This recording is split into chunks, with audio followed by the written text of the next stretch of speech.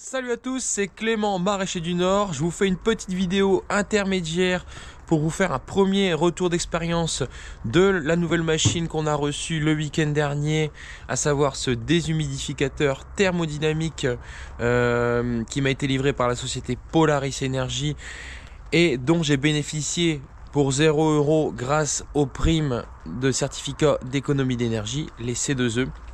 Donc petite vidéo retour d'expérience parce que j'ai pu en bénéficier déjà, enfin j'ai pu l'utiliser pendant quelques jours, j'ai pu commencer à l'apprivoiser et donc je me suis dit l'idéal pour faire ce retour d'expérience c'est de présenter une journée type d'utilisation. Et en plus en ce moment on est vraiment dans les conditions extrêmes d'utilisation de ce genre de machine puisqu'on a des grosses condensations le matin. On a des nuits qui sont très fraîches. Là ce matin il y a encore gelé, on a encore eu 0 ce matin, enfin une petite gelée mais on a eu 0. Et on a beaucoup de lumière, on a le soleil qui, enfin il n'y a pas de nuages donc le soleil dès qu'il se lève forcément ça tape dans les serres. Et donc du coup on a un effet condensation qui est énorme. Allez, je vous explique tout ça. Mais d'abord je vais vous rappeler les conditions d'éligibilité à l'offre puisqu'on a eu quelques demandes via le formulaire qui n'étaient pas forcément éligibles à l'offre. Pourquoi? Alors il y a trois raisons principales qu'il faut bien retenir. La première c'est qu'il faut être en France. Je l'avais pas précisé mais c'est vrai qu'on a eu des demandes de Belges et de Suisses. Donc malheureusement ça c'est pas possible. C'est uniquement, c'est des primes françaises donc c'est uniquement pour les Français. Voilà. Et deuxième point très important, valable jusqu'au 30 mars. Donc pour la signature des devis à 0 € jusqu'au 30 mars. Et troisième point aussi, on avait plusieurs demandes de personnes qui n'avaient pas de bloc de 1500 m². Donc très important d'avoir au moins un bloc parmi toutes les serres qui fassent 1500 m² au minimum. Sinon malheureusement c'est pas éligible non plus. Alors dans un premier temps, j'aimerais vous faire un retour général sur l'utilisation qu'on en a eu depuis que la machine est arrivée. La machine est arrivée vendredi et depuis vendredi, j'avoue que les conditions sont vraiment extrêmes pour la machine parce que on a des nuits très fraîches, voire même des gelées et des matinées très ensoleillées, enfin des journées très ensoleillées, mais le matin le soleil il tape tout de suite. Donc du coup, ce qui fait qu'on a une inversion de température, enfin un écart de température énorme et très rapide en serre. Le matin, on arrive ici, là je crois qu'il doit être 8h, 8h30, il fait 5 degrés. Il fait 5 degrés, parce que ce matin je crois qu'il a fait 0. Et puis le soleil il a déjà commencé à taper depuis tout à l'heure. Il fait 5 degrés et vous allez voir, dans très peu de temps il va faire ici 15 degrés. Donc du coup, ce qui fait que ce gros écart de température crée la condensation, comme je l'avais expliqué lors de la vidéo ce week-end. Et donc, le ressenti que j'ai avec cette machine, c'est qu'aujourd'hui, elle ne peut pas remplacer complètement notre gestion de l'hygrométrie, surtout dans des conditions comme ça. Alors j'ai eu écho, notamment dans le sud, de personnes qui par exemple avaient des écarts de température un peu plus faibles entre le jour et la nuit. Et là en effet on a moins cet effet condensation et peut-être que la machine peut être un peu plus autonome. Là clairement on va pas lui demander d'aller sécher, de toute façon je vous montre. Là je sais pas si on l'entend, mais il y a tellement d'eau sur les parois que là ça goutte. Parce qu'en fait l'eau elle ruisselle jusqu'au bar là-bas. Et ensuite du coup ça goutte par terre, on entend limite qu'il pleut à l'intérieur. Donc là clairement on peut pas laisser faire ça. Je veux dire, même si j'allume la machine maintenant, le temps qu'elle sèche tout ça, ça va prendre beaucoup de temps, ça va prendre trop de temps. Donc là, on va lui demander beaucoup trop d'efforts. Donc faut pas croire que vous allez mettre la machine, vous l'allumez, vous la programmez, et puis qu'après c'est bon, vous avez plus besoin d'entrer dans la serre, vous avez plus besoin d'ouvrir. Ça c'est clairement faux. Donc maintenant, à moi de vous expliquer ma gestion de la machine. Alors surtout que là, vous aurez l'aspect extrême de gestion de la machine puisqu'on est conditions de condensation extrême. Et que cette gestion-là, elle va certainement être un peu plus simple au fil du temps, avec des conditions un peu plus faciles. Tout d'abord, je vais vous parler des conditions idéales d'utilisation de cette machine. Et quand j'entends conditions idéales, j'entends conditions de température. Puisque aujourd'hui c'est du thermodynamique, donc c'est comme les pompes à chaleur, au plus il fait chaud, au plus c'est efficace. Sur cette machine là, la température optimale pour démarrer la machine c'est 10 degrés. En dessous, elle va marcher, mais elle sera moins efficace. Mais par contre, elle va consommer autant. Donc du coup, l'idée, c'est d'attendre 10 degrés pour la démarrer. Puisque si par exemple vous la démarrez à 0 degré, elle va déshumidifier moins efficacement. Par contre, elle va consommer autant. Donc vraiment, l'optimum, c'est à partir de 10 degrés.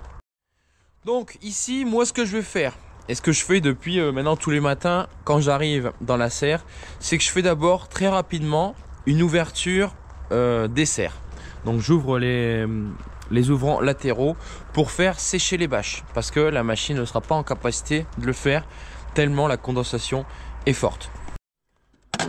Donc ici, on ouvre.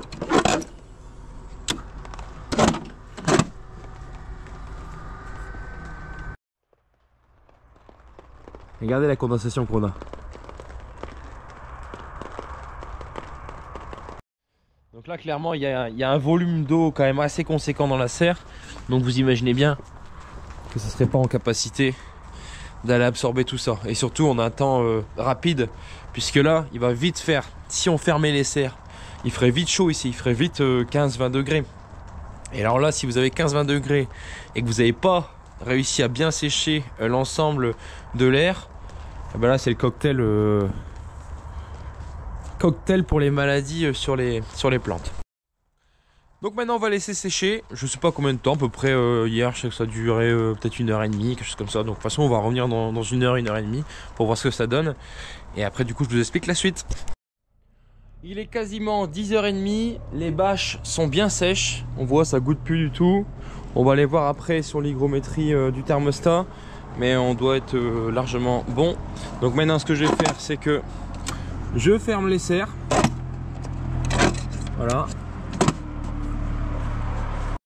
Donc les serres sont fermées et maintenant je vais prendre le relais avec le déshumidificateur. Donc je le mets en route. Donc là il m'indique 14,8 degrés, 64% d'hygrométrie, 10h25.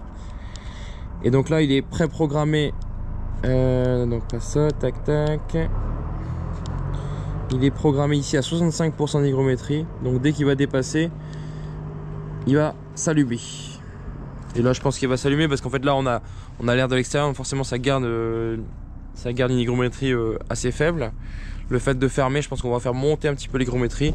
Et donc lui il va se mettre en route. De toute façon dans pas longtemps, puisqu'on a là 66. Donc ça devrait se mettre en route bientôt. Voilà, j'ai réglé parce qu'il est à 66. Donc là je l'ai remis à 64. Donc c'est parti. Donc le seau est vide. On viendra voir du coup dans l'après-midi combien on aura collecté. Pourquoi dans l'après-midi? Parce qu'en fait là j'ai fermé les serres mais je les ai mis en mode automatique. Puisqu'il ne faut pas non plus, avec le soleil ça peut monter très haut, ça peut devenir un four. Et ce qui n'est pas bon pour la majorité des plantes qu'on cultive. Donc moi je suis réglé ici à 23 ou 24 degrés. Donc en fait l'idée c'est que dès que ça dépasse les 23 degrés, les serres vont s'ouvrir au fur et à mesure en fonction de la température. Donc dès que ça refroidit, ça rebaisse, voilà. Histoire de réguler, d'avoir toujours max je sais plus combien, 23 ou 24 degrés. Puisque c'est bien de déshumidifier, mais il ne faut pas non plus avoir trop chaud. Et comme il est réglé sur 65% d'hygrométrie, dès lors qu'on va ouvrir, bah forcément l'hygrométrie va baisser et l'appareil va s'éteindre. Parce qu'il faut pas le faire tourner quand les serres sont ouvertes, ça n'a aucune utilité. Donc voilà, là c'est vraiment la période transitoire, on va dire, entre ici 10h30, là on voit le compresseur vient de se mettre en route, entre 10h30 et on va dire midi et demi. Alors pour des journées comme ça, il va pas tourner longtemps, il va tourner que 2 heures. Parce que justement j'ai cette problématique de condensation qui fait que je suis obligé d'ouvrir grand au début, le temps de faire sécher un maximum. Mais sur des périodes un peu plus douces la nuit, et enfin avec moins d'écart en tout cas entre la nuit et le jour, et bah peut-être que ça pourra permettre de ne pas ouvrir les serres le matin, de garder une température un peu plus élevée. Alors vous allez me demander comment je faisais avant, du coup sans ça, et ben en fait très simplement je faisais une ouverture automatique à 15 degrés. à 15 degrés, j'imaginais que voilà, ça se passe à partir de ce moment-là qu'il faut commencer à ouvrir parce qu'au niveau des maladies, ça commence à être problématique si on a trop d'hygrométrie. Et donc du coup, bah, je gérais ça simplement. Donc dès que ça dépassait 15, ça ouvrait et donc forcément l'hygrométrie descendait. Là, l'avantage avec cet outil, c'est qu'on pourra maintenir 22, 23 degrés dans la serre, donc vraiment l'optimum pour le développement des fraises. Et donc du coup, gain de précocité. Donc là, 10h30. Certainement que les serres vont s'ouvrir dans le début d'après-midi. Donc il y aura peut-être 2 heures de fonctionnement de la machine. On verra ce qu'elle aura réussi à collecter.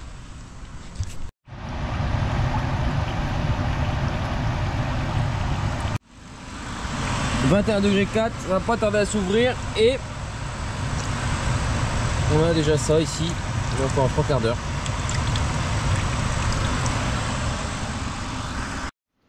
Alors il est quasiment midi, en effet 24 degrés 2, donc là je vois que de l'autre côté c'est en train de s'ouvrir. Donc du coup on va stabiliser les 24 degrés puisque dehors il fait beaucoup plus frais. Et en hygrométrie 67,8. Donc du coup en fait ce qui s'est passé c'est que quand on a fermé, l'hygrométrie est remontée puisqu'on a fermé un peu plus tôt que la normale. Et ensuite l'hygrométrie n'a fait que descendre. D'ailleurs ça se traduit ici par la quantité d'eau qu'on a retrouvée. Donc midi on avait démarré vers 10h30. Donc on a fonctionné à peu près pendant 1h30. Alors là forcément 67,8 on est proche de 65. S'il est arrivé à 65, la machine se serait arrêtée. Là étant donné que ça s'ouvre, bah, ça va aussi s'arrêter parce qu'on va ramener de l'hygrométrie extérieure donc plus faible. Donc on va arriver facilement à 65, la machine va s'arrêter également. Donc là juste pour voir, pour avoir la donnée sur 1h30, je vais l'arrêter, donc off. Puisque dans très peu de temps maintenant ça va retomber à 65 avec l'ouverture des latéraux. Et on va mesurer ce qu'on avait là-dedans.